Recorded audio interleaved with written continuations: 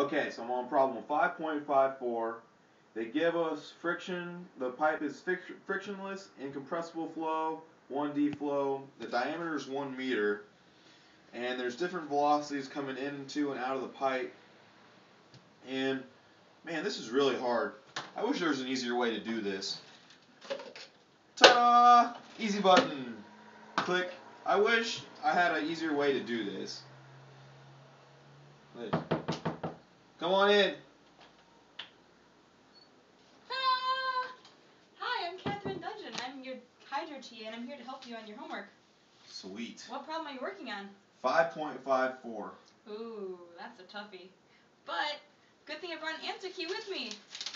Should we take a look at it? Sweet. Okay, so like I heard you were saying, we've got a T-pipe, and you have 3 different flow rates coming in and out. What we want to find is the support force in 2 dimensions, in the x direction and the y direction, of the force of the T on the water. So what we want to do first is kind of complete all the information we've got. Step 1 is we want to solve for all the flow rates and velocities. For this, what we're going to do is the conservation of mass. So the sum of your inflows equals the sum of your flow rates out, or sum of your flow rates in equals sum of your flow rates out. What you want to do from here is use the information they give you at point 1, your velocity and your cross-sectional area, which is standard for all of the pipe entrances and exits, and solve for your Q1. So you use 6 meters per second and your cross-sectional area to get 4.71 meters cubed per second. Second, you want to use your new Q1 you found and your original Q3 that they provided you to solve for your new Q2. Once you've got your Q's, you want to come over and start solving for your velocities. And we all know that flow rate equals velocity times cross-sectional area. So what we want to do is for each point, use our velocity, our flow rate, and our cross-sectional area. So here we have velocity 2 equals 6.74. And similarly, for point 3, we found the velocity going out is 12.73 meters per second. Alright, so we did step 1. Now comes the hard part. This is that weird stuff we were learning in class last week. It's called the conservation of momentum. And we want to break this up into 2 different directions. We have the x direction, which is the easier direction. If you can see, the x direction is easier to solve for because we only have 1 dimension and one flux to work with.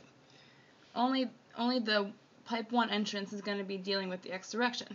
So what we've got here are all the forces that we're dealing with. We have our support force in the x direction, which we're going to assume is positive to start off with.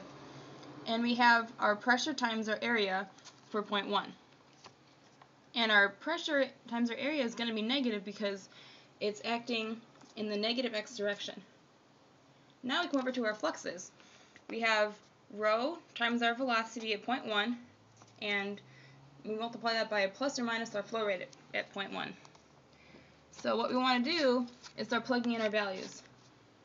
What we can do is we can move all of the values to the other side because we're going to end up equating all of the sum of the forces to the fluxes.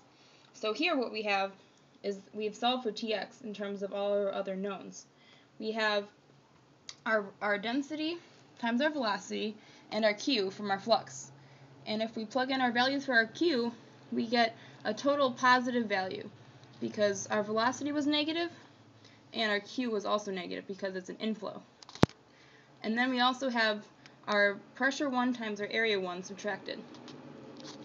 And we can plug in the numbers that we know for our pressure at point 1 and our area at point 1, and we solve for our Tx. So that comes out to be about 185.3 kilonewtons. So we found the Tx, which is the support force in the x direction, but now comes the even harder part. We've got to solve for the support force in the y direction. Are you ready for this? Yep. Alright, hold on to your hats. Now for the y direction, we have a lot more forces to deal with. We've got our support force in the y direction, which again we're going to assume is positive, but we have 2 different forces from point 2 and point 3. Because if you remember, we have the pressure force coming in at point 2, but we also have another pressure force at point 3. So those are going to be the 3 forces we're going to work with. And now we're going to look at our fluxes. And we have two fluxes because, again, we have 0.2 and 0.3 that we're going to be dealing with in the y direction. We can plug in our values for our fluxes with our density and our velocities and our flow rates. And if you look, the negative flow rate that we have at 0.2 because it's inflow, and the negative velocity we have because it's acting in the negative y direction, cancel out, so we have a total net positive flux at 0.2. At 0.3, we have the diameter again, a negative velocity because it's traveling in the negative y direction, but the flow rate's still positive because it's an outflow. Now, if we look back at our forces, we have a problem. We don't know what these pressures are yet. These are unknowns, unknowns, unknowns. So what we have to do is use Bernoulli's principle to find out what our pressures are. For this, we're going to assume that the pressure, or that we're dealing with things along a streamline, and that there's no change in the z direction. So we don't have any of that specific weight times your z, any of that. So all we've got is our pressure at 0.1, our density multiplied by our velocity at 0.1 squared times 1/2 equal to the same thing for 0.3. So we know all the other values except for pressure at 0.3 for this section. So what we do is we plug in our numbers, our original pressure at 0.1, our density, velocity at 0.1 squared over 2, and the same thing for P3, and we end up solving to get a value of P3 of 137 and about 40 pascals, which is equal to 137.04 kilopascals. Okay, so we're halfway there. Now we're going to use the same principle with between 0.1 and 0.2, because it's all going to be equal energies.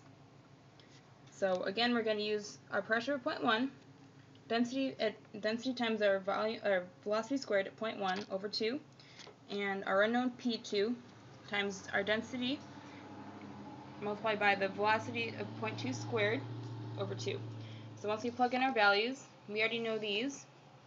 Our P2 is still unknown, and we plug in our density, velocity, and we end up coming up with a pressure at 0.2 of 195,360 pascals, or 195.36 kilopascals.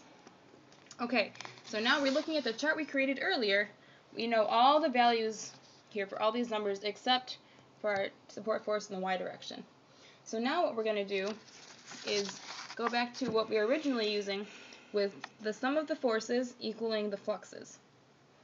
So we've got our support force minus our pressure at 0.2 times our area at 0.2 added to, and you also have the pressure at 0.3 times the area at 0.3, and that equals, we kind of factor this here, but this is the density times the cross-sectional area, and then in parentheses we have the velocity at 0.2 squared minus the velocity at 0.3 squared. And after you solve all these numbers, you come out to have a value of negative 45810 newtons, or negative 45.81 kilonewtons. Now this means, because we have a negative, that it's going to be acting in the negative y direction, because our original assumption was that that Ty was acting in the positive y direction. So now we have both of our components for our support force, so I think that answers your question. Thank you, Catherine. You've been a great help. Does that make sense? Yep, thank you. Awesome. Good luck with the rest of your homework.